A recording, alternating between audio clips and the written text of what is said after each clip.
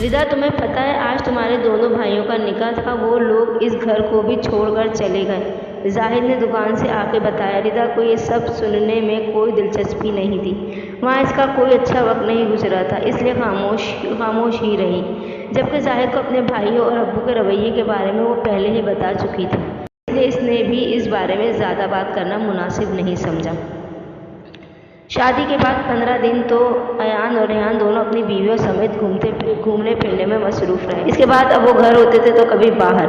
राशिद को कुछ पता ना होता, वो बस घर में ही चुपचाप पड़ा रहता। सुबह का वक्त था जब राशिद कमरे से बाहर नाश्ते के लिए आया। किचन की तरफ जाते जाते रेहान के कमरे से आने वाली आवाज़ों ने इसके कदम जकड़ लिए। जहाँ रेहान की बीवी गुस्से से बोल रही थी, सारी रात खांसते रहते हैं, ना खुद चैन से सोते हैं ना किसी और को सोने देते हैं। तुमने तो कहा था हम शादी के बाद दुबई शिफ्ट हो जाएंगे। मैं जल्द अज जल्द जाना चाहती हूँ यहाँ से। एक तो सारी रात इनकी खांस कर हमारी नींद खराब करते हैं और ऊपर से सुबह सवेरे नाजिल हो जाते हैं नाश्ते के लिए। इनको इसी घर में रहने देते, क्यों ले आए हो इन्हें यहाँ? अरे यार, कैसे रहने देता इनको वहाँ? मैंने और अयान ने सारे इक़दाम बहुत सोच समझ कर उठाए हैं। देखो, हमने ये सारा बिजनेस दुबई शिफ्ट करना है, घर लेना है वहाँ पे, इसलिए सब के लिए कुछ पैसे कम पड़ रहे थे। हम दोनों ने वो घर बेच दिया। अब यहाँ से जाएंगे तो फ्लैट भी बेच देंगे। तुम क्यों इतना गुस्सा कर रही हो यार? हम दोनों ने तकरीबन आधा काम कर लिया है, बस कुछ दिन सब्र कर लो, अब सिर्फ कुछ दिन प्लीज़, रेहान ने इल्तिजा की। अच्छा ठीक है, कर लेती हूँ बर्दाश्त, लेकिन मैंने पहले ही बता रही हूँ हमारे साथ दुबई नहीं जाएंगे। इसने अपना फैसला सुनाया। क्या? लेकिन फिर वो कहाँ रहेंगे? रेहान ने पूछा। यही पाकिस्तान में मेरे बाबा के फ्रेंड हैं, इनका ओल्ड होम है, वहीं छोड़ जाना। बहुत ख्याल रखेंगे इनका वहाँ पे, मेरा यकीन करो। क्या ओल्ड होम? नहीं, मैं अपने अब्बू को ओल्ड होम में नहीं छोड़ सकता, रेहान ने गुस्से से कहा। क्यों नहीं छोड़ सकते इन्हें? तो हम इन्हें अपने साथ दुबई में कहाँ कहाँ लिए फिरेंगे, और अगर तुम इन्हें अपने साथ लेके जाओगे तो फिर मैं नहीं जाऊँगी, और ये मेरा आखिरी फैसला है। अच्छा ठीक है, वहाँ अगर इनका अच्छी तरह ख्याल रखेंगे तो फिर सही है। अगले महीने यहाँ से जाते हुए इनको छोड़ जाएंगे। बाहर खड़े राशिद को अपने पैरों पर खड़े रहना मुश्किल लग रहा था। वो दीवार का सहारा लिए कमरे में आ गया और अपने कमरे में मौजूद कुर्सी पर बैठकर उस वक्त वो सोच रहा था, मैंने अल्लाह से बेटे की ख्वाहिश की थी, मैंने सोचा था वो मेरा सहारा बनेंगे, लेकिन इन दोनों बेटों ने तो मेरा आखिरी सहारा, मेरा घर भी छीन लिया।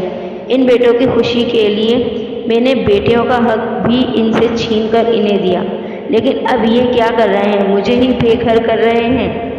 हाँ, बेटों का हक, मैंने अपनी बेटियों का हक भी इनसे छीन लिया, कभी इनके साथ प्यार से बात नहीं की। ये इसी की सज़ा है राशिद। इससे ज़मीन ने इसे मलामत किया था। कांपते हाथों में चेहरा छुपाए उस वक्त वो बूढ़ा और कमज़ोर राशिद फूट फूट कर रो रहा था। यही होना चाहिए मेरे साथ, मैंने रब की रहमत को ठुकराया, मेरा अंजाम इससे भी बढ़कर होना चाहिए। वो इस वक्त बेतहाशा रो रहा था। रेहान और अयान का काम 1 महीने के बजाय 15 दिन में ही ख़त्म हो गया था और आज इन्हें दुबई जाना था। और दोनों भाइयों ने मिलकर अब्बू से सुबह सवेरे बात करने का फ़ैसला किया और इनके कमरे में दाखिल हो गए। अंदर राशिद जाए नमाज पर बैठा दुआ मांग रहा था। वो इस सब से बाखबर था जो सब अब होने वाला था। आओ आओ बेटा दोनों, इसने दोनों को बुलाते हुए हाथ से इनके बैठने की जगह इन्हें बताई। अब्बू, हम दोनों को आपसे ज़रूरी बात करनी है। बात का आगाज़ अयान ने किया।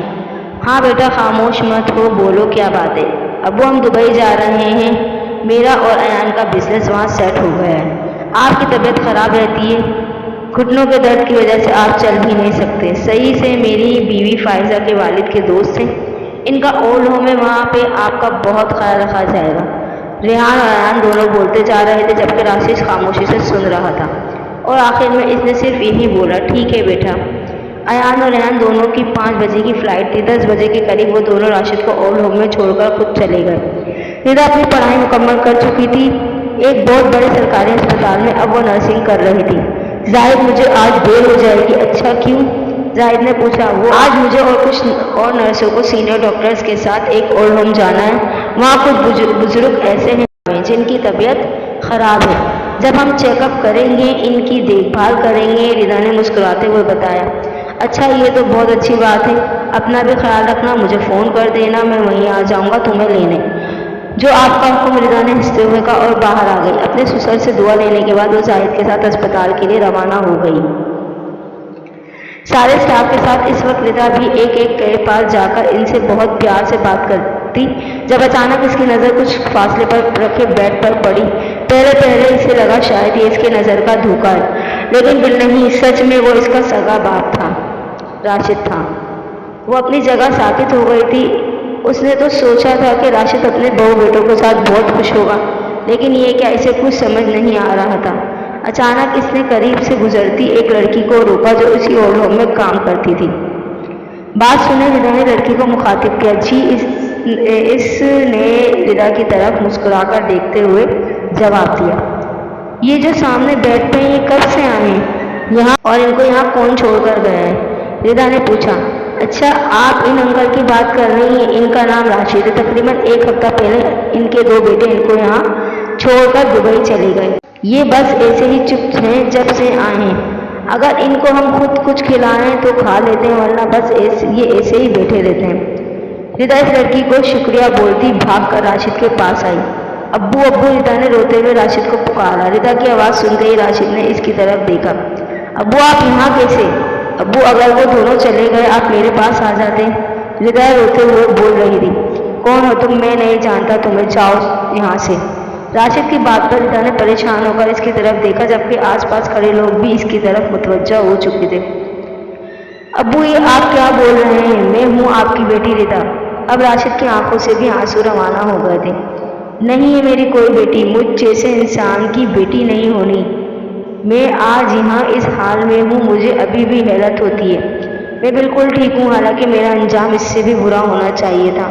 मैंने कभी अपनी बच्चियों से मोहब्बत से बात नहीं की, अपनी बेटियों को कभी इनका हक, इनका प्यार नहीं दिया, ना ही अपनी बीवी से कभी प्यार से बात की।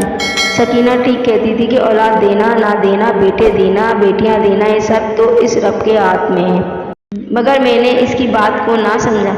मैं तो सकीना से, अपनी बेटियों से अपने की माफ़ी भी नहीं मांग सकता। कैसा बदनसीब बाप हूँ मैं।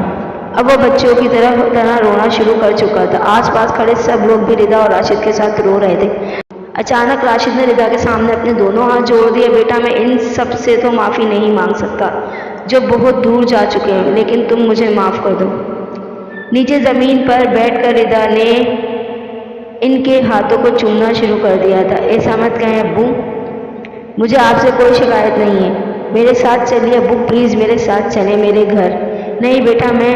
रिदा ने इनकी बात को दरमियान में काट दिया। अब्बू, अगर आप मुझसे प्यार करते हैं तो आपको मेरे साथ जाना पड़ेगा। मैं अब आपकी कोई बात नहीं सुनूंगी, मुझ समझें। आप दोनों बाप बेटी रो रहे थे। आसपास मौजूद लोग भी दोनों को नम आंखों से देख रहे थे।